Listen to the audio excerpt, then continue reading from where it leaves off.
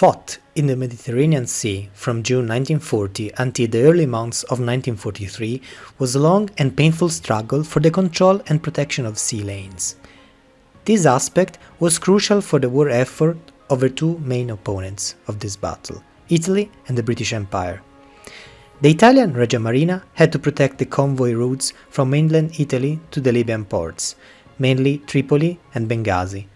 Likewise, the Royal Navy had the strategic goal to periodically resupply Malta. It is no surprise that the main naval engagements in the Mediterranean Sea theater resulted from actions aimed at disrupting enemy convoys or resupply operations. Clear examples of these are the Battle of Calabria, Operation Excess, Operation Collar, the two clashes of the Sirte Gulf, and the battles of summer 1942, Operation Harpoon, Vigorous and Pedestal. Without acknowledging the nature of the Mediterranean naval war, it is hard to understand the conduct and the choices made by the two opponents in the 3-year-long battle. Command of the sea was thus the objective of both sides, not certainly a dangerous decisive battle between the two fleets, because it simply did not serve their objectives and could have jeopardized the strategic picture in case of a negative outcome. This was particularly true for Italy, which did not have the industrial capacity nor the numbers to replace any capital ships lost. Even the wartime production of destroyers, corvettes and torpedo boats faced several limitations due to shortages of skilled manpower and resources. Italian interwar plans until 1935 saw France as the most plausible opponent in a future European conflict. The naval war against the Marine Nationale would have been fought in the western Mediterranean and in the Mediterranean Sea. The protection of supply lines to Libya was not considered a huge problem. From 1935, but especially from 1938, the prospect of fighting a war against both France and the UK led Regia Marina and the General Chief of Staff to think that only a naval guerrilla was possible against the two combined enemy forces. Resupplying Libya was considered to be impossible. The colony and the armed forces stationed there would have received consistent shipments of supplies before the outbreak of the conflict, and then they would have tried to endure, defending from enemy attacks coming from Tunisia and Egypt. Further evaluations in 1939 and early 1940 evidenced that only a monthly convoy, escorted by consistent surface forces, could have safely reached Libya. However, this would have become unsustainable in the medium term. Given its weak position, Italy entered World War II only when France was already beaten, hoping for a rapid conclusion of the war. The disappearance of one of its enemies led the Regia Marina to reevaluate the problem of resupplying Libya, which now was much more feasible.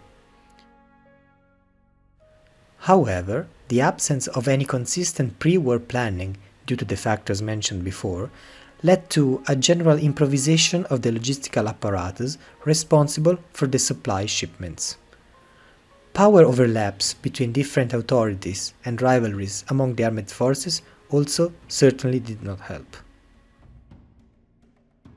Another crucial factor to consider is that the three major Libyan ports available, Tripoli, Tobruk and Benghazi, had limited capacities and offload volumes. They could manage contemporarily only 9, 3 and 5 ships respectively during peacetime. This limitation would have obliged the Navy to organize and protect 2 weekly convoys of around 3 to 4 transport ships. The reality of the war soon worsened the situation. Tobruk fell in January 1941, soon followed by Benghazi. This forced the Regia Marina to keep convoys at sea almost every day to reinforce the Italian army and later also the Africa Corps. Even with the recapture of Benghazi, its capacity was severely reduced, and the port was also more subject to air attacks. This left only Tripoli as the main entry point for the supplies, destined to the Axis army under Rommel. However, Tripoli's capacity became reduced to 50% by mid-1941. Additionally, following the arrival of the convoys, the vital supplies had to travel for hundreds of kilometers by road or had to be loaded on small boats sailing along the coast to reach the depots behind the front line. To protect the convoys, the Regia Marina deployed a wide range of Great War-era torpedo boats, auxiliary vessels, new torpedo boats of the Spica and Orsa classes, destroyers of the Navigatori, Dardo, Folgore and Turbine classes. As the war progressed, the ranks of these ships became depleted by the intense activity. Destroyers of the Soldati, Maestrale and Oriani classes, meant to operate alongside the battle fleet, were progressively assigned to convoy escort duties. In early 1943, some of the excellent Gabbiano-class corvettes joined the defense of the convoys. However, they arrived too late to make a difference in the last months of the convoy war. From time to time, depending on the urgency of the supplies and the riskiness of the routes followed, light cruisers and submarines were used to transport the needed supplies. During the Tunisian campaign, also destroyers acted as transports, carrying troops and supplies. The Italian Air Force also took part in the defense of convoys, providing air cover, reconnaissance and anti-submarine warfare. In these roles, a wide array of aircraft types were used. Among the most active, we recall the fighters CR-42, G-50 and MC-200, the S-79 bombers and the seaplanes Kant Z-501 and Z-506, RO-43 and Fiat RS-14. Despite wartime improvements, Italy never resolved the air-to-ship coordination issue, mainly due to the absence of a modern doctrine and lack of radio equipment allowing the ship-to-aircraft communications. From 1940 to 1943, a total of 993 Axis convoys made their way towards Libya. This is an average of one convoy per day, including 1.9 transport ships and 2.2 escort vessels in average per convoy. Looking at the statistics, the Regia Marina safely transported to Libya 91.6% of the personnel and 85.9% of the materials and supplies shipped from the mainland Italy. The charts that you see now on screen give you a general overview of the supplies shipped and arrived in Libya.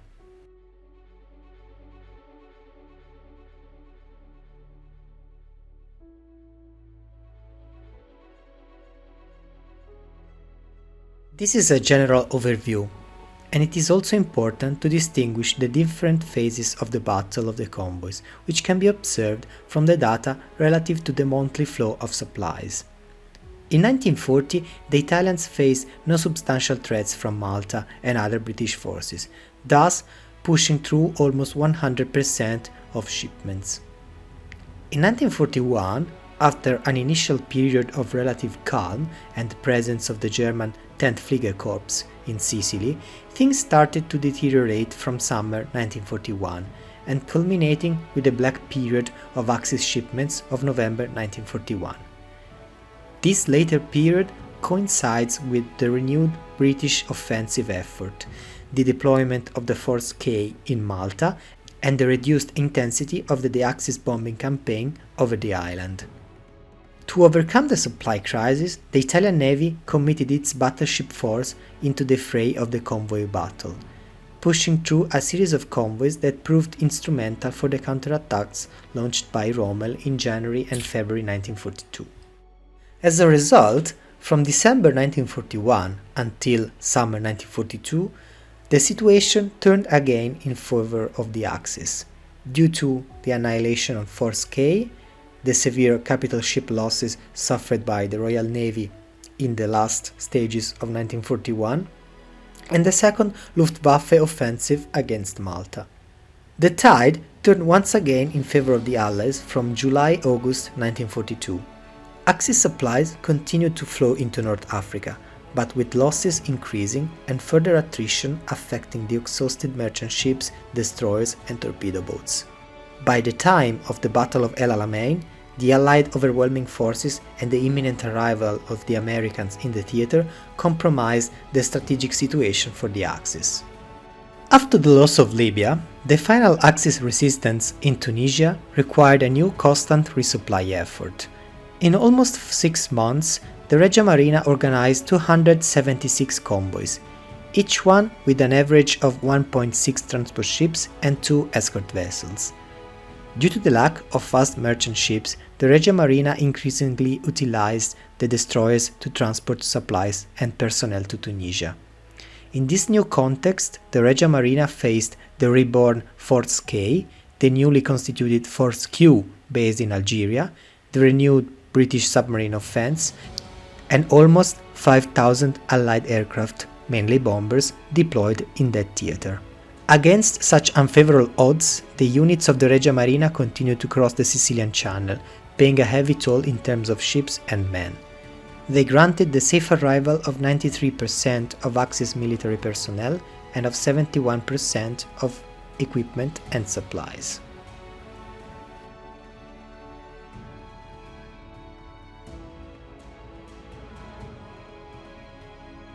The data shows that the Italian Navy overall met its strategic objective, maintaining communication and supply lines to North Africa open. However, this statistical victory must take into account that on some critical moments of the North African campaign, especially the second half of 1941 and 1942, the Italians could do little to prevent higher losses.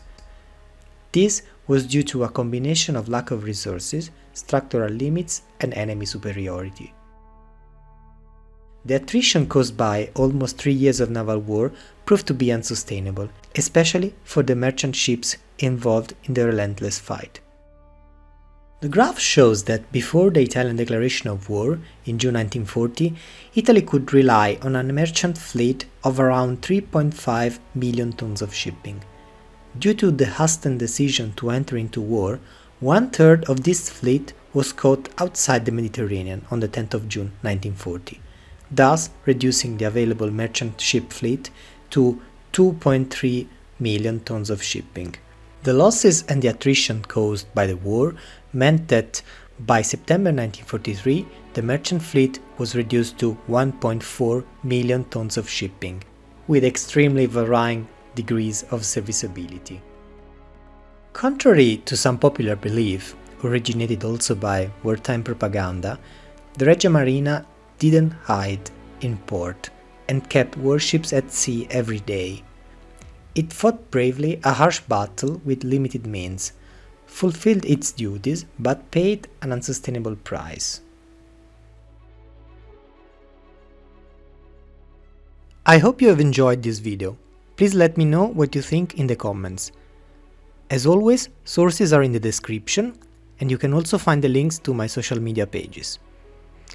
Remember to subscribe to the channel and press the bell icons to receive notification upon the release of new videos. Good luck and fair seas!